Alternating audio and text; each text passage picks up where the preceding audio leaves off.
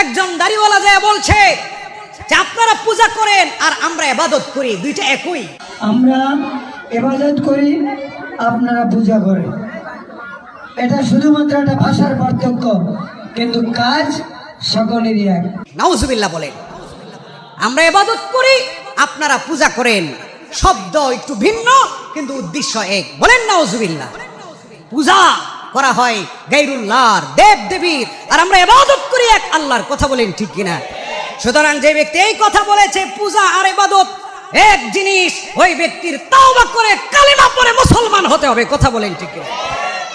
আরেকজন দেখলাম বলছে রোজা আর পূজা একই জিনিস। আমরা একই মুদ্রার এপার এবং ওপার, এইটাই হলো একদিকে রোজা আরেকদিকে হলো পূজা। মুদ্রার এপিঠ ওপিঠ, মুদ্রার এক পিঠে আছে শাপলা, আরেক পিঠে আছে আনারস। তেমনি ভাবে আমাদের দেশে একদিকে আছে পূজা, আরেক দিকে আছে রোজা।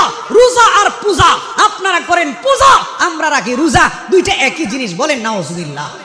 ওর ঈমান নাই, ও যত বড় আইনজীবী হোক ওকে তাওবা করতে হবে। কথা বলেন ঠিক কিনা? ও যত ভালো কাজ করুক, এক কথা বইলা সব ভালো আমল, জীবনের সব ভালো রেকর্ড সে নিচে ফেলে দিয়েছে। আরেক নেতা বলতেছে যে দেবী দুর্গার অনেক শক্তি, মা দুর্গার অনেক শক্তি।